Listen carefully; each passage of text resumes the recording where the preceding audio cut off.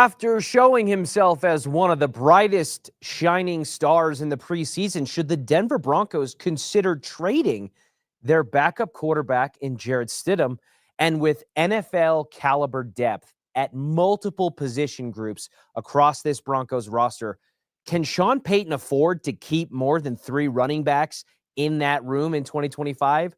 Those will be the primary focuses of today's rundown, but I want to begin with the quarterback dynamic that we see unfolding during this 2025 preseason and what it could mean for the regular season and perhaps beyond with Sean Payton's squad. Because boy, oh boy, has Jarrett Stidham proven himself to be one of the brighter shining backup quarterbacks currently on display across the entire NFL. If there was a preseason MVP award given out in the NFL, Jarrett Stidham would be at the top, or at a bare minimum, very near the top of that list nationally. He's one of the most prolific passers in the entire preseason by yardage and passer rating. He looks crisp and clean and confident, and he's operating Sean Payton's offense with an efficiency that is noticeable regardless of the fact that he is also playing against similar level depth players across the other side at times, because starters are mixed in with these backup players during a preseason in virtually every team across the NFL. So is it a true test of what it would look like with Jarrett Stidham on Sundays? Not necessarily. But with the preseason, I think it's important to remember it doesn't count, but it does matter. In my opinion, and I've heard that phrase uttered across several different, iterations or ways that it's phrased. But in my opinion, that is a very accurate representation of the NFL preseason. Now, to what degree that it matters and what matters more than others and where you should spend your time, energy, and focus, that becomes subjective to what your team is, who they project to be, and what your ultimate goals are at various positions, offensively, defensively, and on special teams. But regardless of all of those factors, it is undeniable that Jarrett Stidham, with his performance in training camp through 2 series of joint practices, first with the San Francisco 49ers, more recently with the Arizona Cardinals, and then in the 2 preseason games highlighted by this game against Arizona, Jarrett Stidham is presenting himself as a legitimate backup quarterback in the NFL and a talent that could be utilized by the Broncos should it come to that. And it's caused conversation and speculation, even here within our own station at Denver Sports 104.3 The Fan, about whether or not the Denver Broncos should consider moving on from or selling high on a player like Jarrett Stidham, whose value may never be greater than it is right now. That was the opinion of Denver Sports 104.3 The Fan's own Will Peterson, who during the game against the Cardinals put this out on social media. Quote, "If I'm the Broncos, I might seriously consider trading Jarrett Stidham while he has value and it is at an all-time high. Could fetch a valuable mid-round draft pick, and Sam Ehlinger has shown during training camp he can be a capable NFL backup." Let's take that segment of words there from Will Peterson and kind of break it down piece by piece. Is it unheard of or unthinkable to propose something that Will Peterson, who does a great job on Denver Sports 104.3 The Fan at DenverSports.com, covering all things sports here for us, is it unthinkable or unreasonable to suggest that that could be an avenue and a route that the Broncos take with their backup quarterback in Jarrett Stidham? No. In my opinion, it is not. Is Jarrett Stidham's value arguably as high as it's ever been, not just as a Denver Bronco, but perhaps even in his NFL career, where he has cycled around as a backup quarterback with multiple stops along his path? Is this maybe the highest and most profitable Jarrett Stidham has ever presented as an NFL quarterback? Maybe outside of draft night and perhaps even beyond that.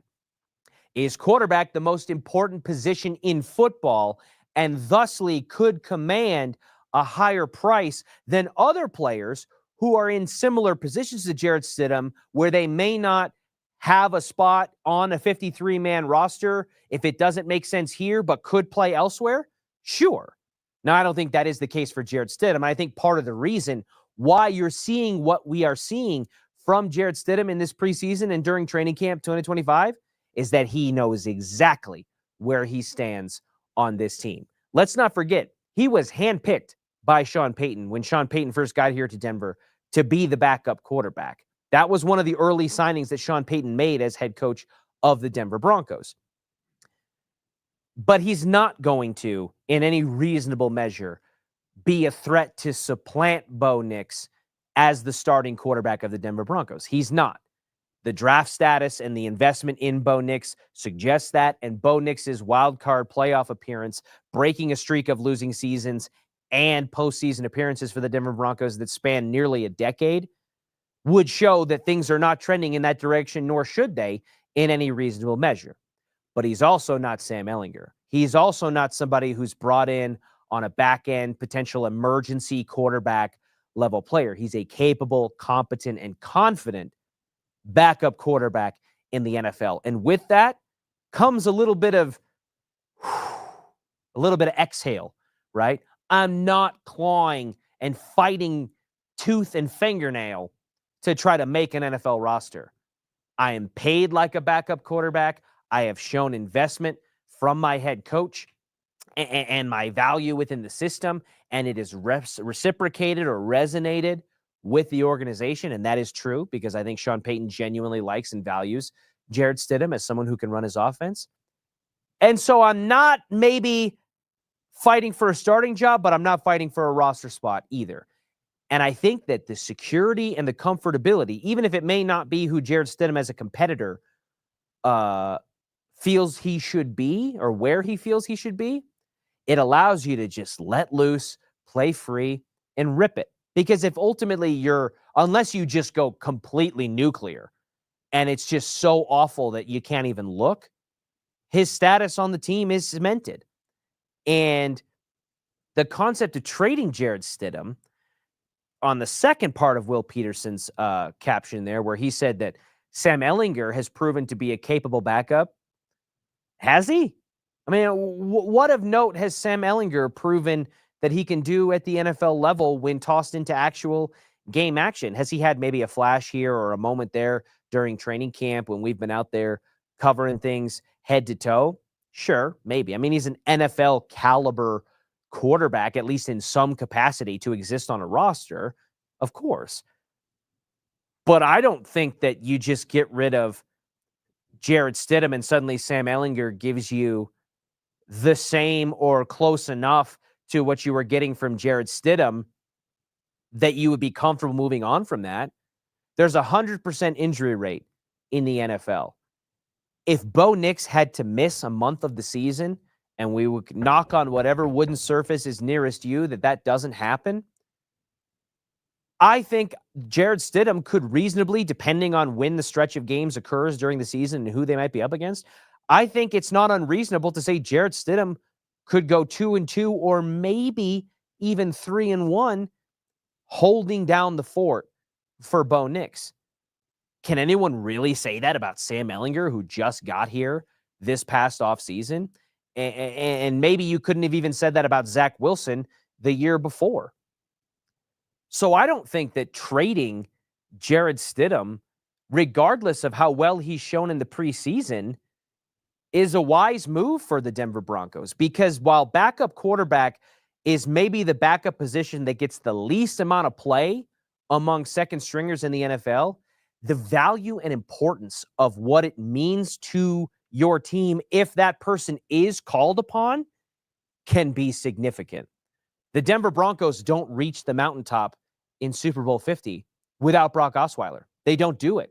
Peyton Manning's one of the greatest quarterbacks to ever throw a pigskin. And yet, there was a several game stretch there with Brock Osweiler that the Broncos needed to have capable, competent play at their backup quarterback spot in order to put themselves in a position to ultimately reach the postseason and win a Super Bowl. And they did that.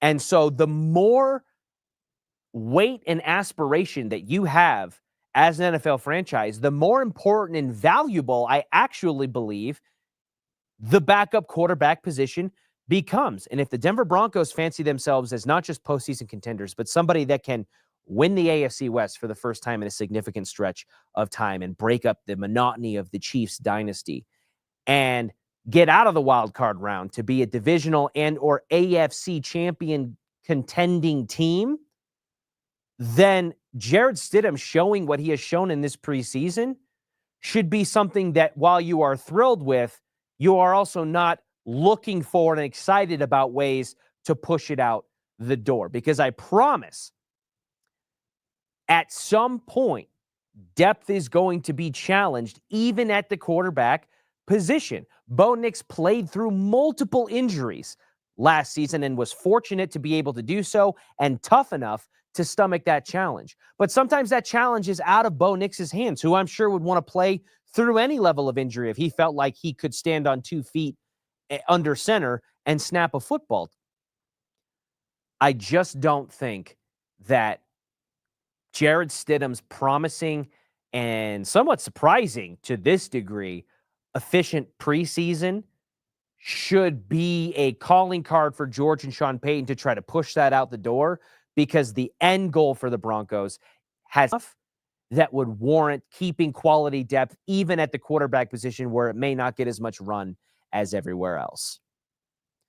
Another position of depth that I think is going to be causing some, at a minimum, some tough conversations, potentially some tough cuts and some tough calculus for this Broncos roster in 2025 is the running back room. And shocker, it has been a topic of conversation for a significant length of time, stemming to last season where you had Javonte Williams, Jaleel McLaughlin, and Audric Estime, neither of which presented as running backs at the starting caliber who were worth their salt.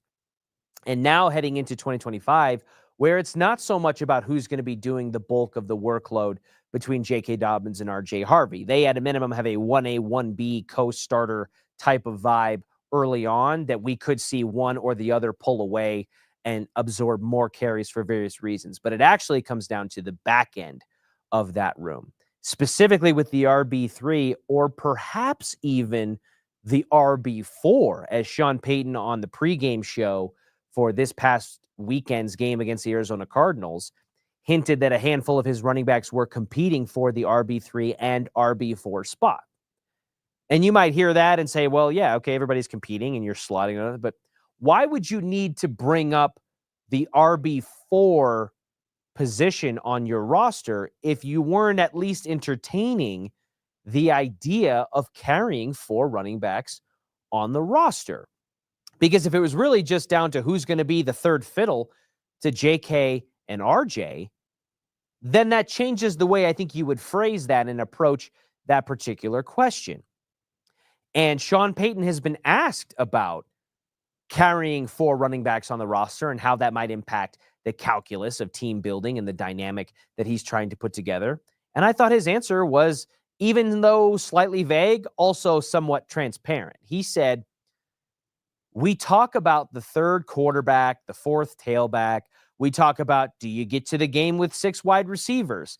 There are all these, and special teams factor in quite a bit. So there's a standard depth and then the expectations. Because ultimately, I've said this, the right 53 players is so important. So that doesn't mean we have to constantly follow the model of what we've always done. So that's somewhat vague, and I think Sean's covering a lot of bases there. But I think there are breadcrumbs in that trail that can be picked up on and to hint at potentially something that is being seriously considered by Sean Payton and George Payton, and that is the idea of carrying one more than normal running backs that we've experienced here in Broncos country, but also just around the NFL in general. There aren't a large sample size, by and large, of teams carrying 4 dedicated running backs. Could it be 3 and a fullback? Sure. Or you just carry 3 there and you rotate through them because you know you have depth at wide receiver, at corner, at pass rusher, interior defensive lineman, whatever, offensive line if you need it. That those numbers, a slimmer number in the running back room helps you have a fatter number at an area where you think that you need it. But Sean Payton's leaving some breadcrumbs there. He's mentioning a lot of the things that we've been discussing. Do you keep a third quarterback, as the Broncos have done in their recent history? Do you go into the game with 6 wide receivers? If you're the Broncos in 2025, yes, absolutely, you do. We talked about that on a previous show last week, that if they were to carry 6 wide receivers, and I do believe that the Broncos will, you can pretty confidently name all 6. Courtland Sutton, Marvin Mims, Devon Vele, Troy Franklin, Pat Bryant, Trent Sherfield. Not having any one of those players factor in on a game day in 2025 would be stunning to me. Stunning, legitimately.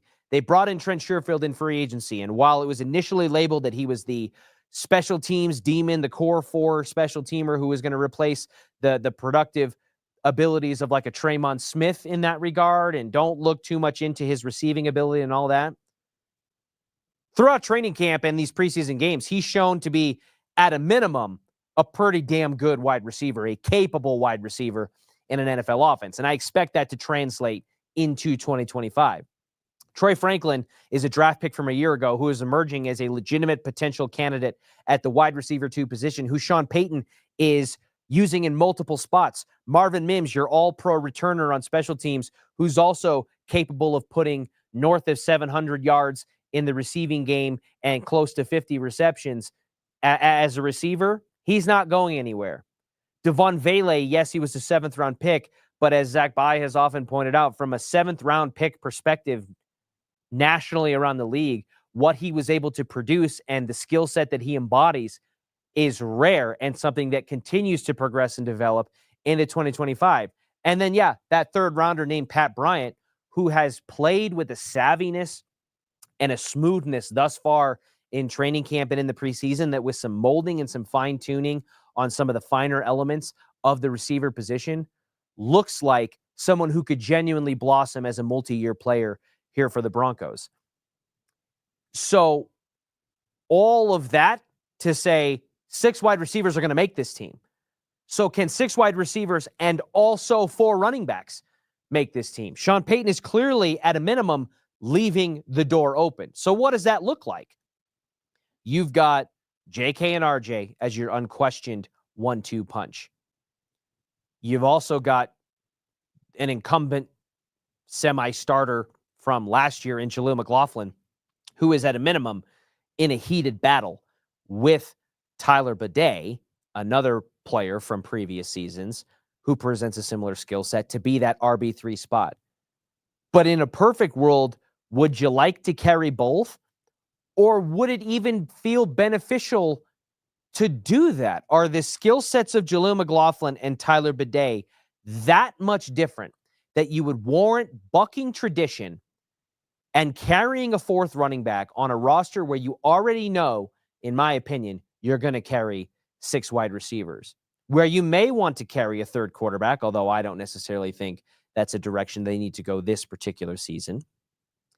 And you've got significant depth at the cornerback position with the recent addition of Jahdae Barron to go alongside the host of DBs in that room. You've got a lot of talented depth at the pass rusher and interior defensive line positions that you want to try to maximize and take advantage of, and not, as Sean Payton has said, regret cutting a guy that goes on to make a 53 and succeed elsewhere that you had right in your backyard. You may need to carry some added insurance and depth at the inside linebacker position because of the injuries to the key starters and players and some of the key reserves in that room that have already unfolded during the 2025 training camp and preseason.